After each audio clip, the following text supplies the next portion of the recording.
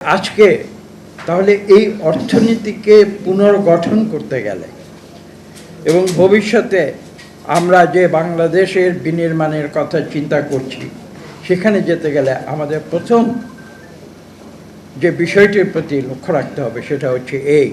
যে বাংলাদেশের সমাজ থেকে দুর্নীতি উৎপাটন করতে, এবং এটা যদি আমরা করতে না পারি তাহলে যত সংস্কারই করা হোক না কেন কোনো সংস্কারের কোনো কাজ হবে না।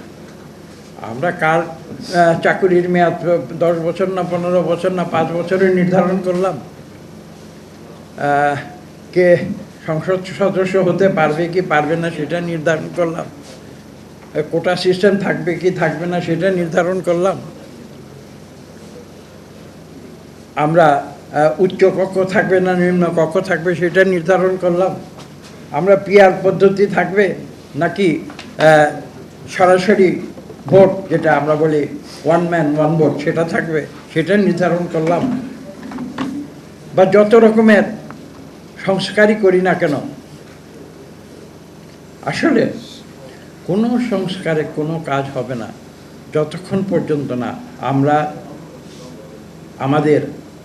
সমাজ থেকে দুর্নীতিকে নির্মূল না করি।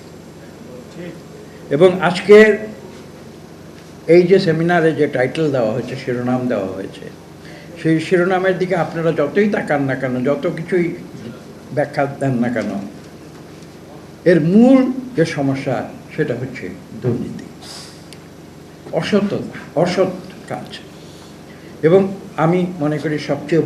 গুরুত্বপূর্ণ যে সংস্কার বাংলাদেশে আজকে প্রয়োজন সেটা হচ্ছে যে বাংলাদেশ থেকে দুর্নীতি নির্মূল করতে হবে। এবং লক্ষ্য করুন, দুর্নীতির ফলে কারা লাভবান হয়, কারা ক্ষতিগ্রস্ত হয়।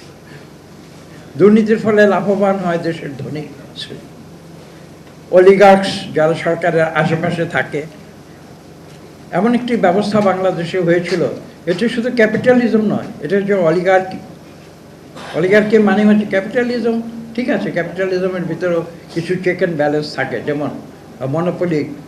আমেরিকার মতো দেশ যেটা চরম ক্যাপিটালিস্টিক দেশ, সেখানেও কিন্তু একটি আইন আছে। সেখানে কিন্তু আপনার এই যে অ্যাপল কোম্পানি বা বড় বড় যে কোম্পানিগুলো আছে তাদেরকে কিন্তু একটি বিষয়ে জবাবদিহি করতে হয়, তারা কিন্তু মনোপলি করতে পারে না, অর্থাৎ একচেটিয়া ব্যবসা করতে পারে না অন্য সবাইকে বাদ দিয়ে। কাজেই ক্যাপিটালিজমের ভেতরেও কিছু কিছু ওরা চেষ্টা করে যে একেবারে সব কিছুর জন্য একতরফা ধনীদের পক্ষে না হয়ে যায়, কিছুটা প্রচেষ্টা আছে না, মানে মানুষকে একটা সমাজ তারা স্থিতিশীল করতে চায়, যে কারণে অনেক সময় এটা দরকার। কিন্তু অলিগার্কি এমন একটি জিনিস যেখানে কিন্তু কোনো রকমের চেক অ্যান্ড ব্যালেন্স বলতে শূন্য, এবং সেখানে যারা সরকারের সঙ্গে সম্পর্কযুক্ত, আত্মীয়তার সূত্রে হোক, ব্যবসায়ের সূত্রে হোক বা যে কোনোভাবেই হোক, তারা কিন্তু একচেটিয়া তারা সব কিছু লুটপাট করে নিয়ে যায়, এবং যেটা বাংলাদেশে হয়েছিল। এবং যে কারণে আপনারা দেখেছেন কয়েকদিন আগে যে বিলাতের মতো একটা বিশ্বখ্যাত একটা পত্রিকায় তার উপরে নতুন করে এই অর্থনৈতিক যে